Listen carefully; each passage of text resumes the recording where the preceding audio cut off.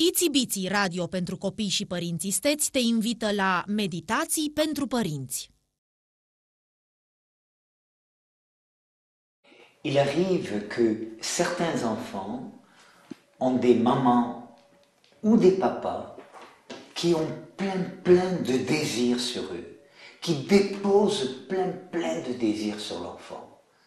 Ils veulent le pire des désirs. Je veux que tu sois heureux, je veux que tu fasses ceci, je veux que tu fasses cela. Alors on va déposer sur l'enfant plein de désirs, on va le noyer, on va l'étouffer. Et l'enfant n'existe plus. L'enfant n'existe plus. On le dépossède de ses propres désirs, on le dépossède de sa propre vie. Ce qui est souvent redoutable pour un enfant, ce sont des parents, des mamans ou des papas, je le répète, qui ont trop de désirs, qui veulent trop le bien de l'enfant. Ce qui fait que si tous ces désirs se déposent sur lui, cet enfant a du mal à exister. Il a du mal à respirer, il a du mal à être lui-même. Et surtout, il a du mal à ce que ses propres désirs à lui arrivent à la surface. Ses propres désirs émergent. Il va rester un enfant dépendant.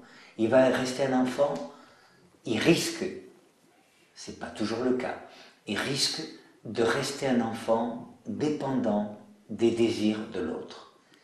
Quand plus tard on lui demande qu'est-ce que tu veux faire, ce que tu veux, et quel métier tu veux choisir, je ne sais pas, est-ce que tu pourrais me dire qu'est-ce qui irait bien pour moi?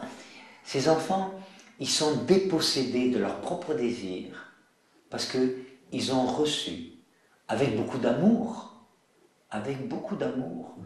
trop de désirs, et je le remontre, trop de désirs qui vont les étouffer, qui ne vont pas leur permettre d'exister. Donc,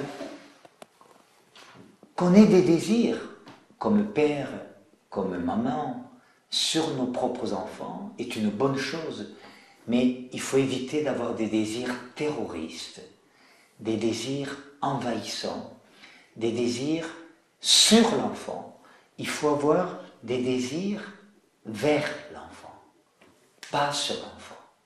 Parce qu'autrement, l'enfant, je le répète, a du mal à laisser naître, à laisser exister ses propres désirs.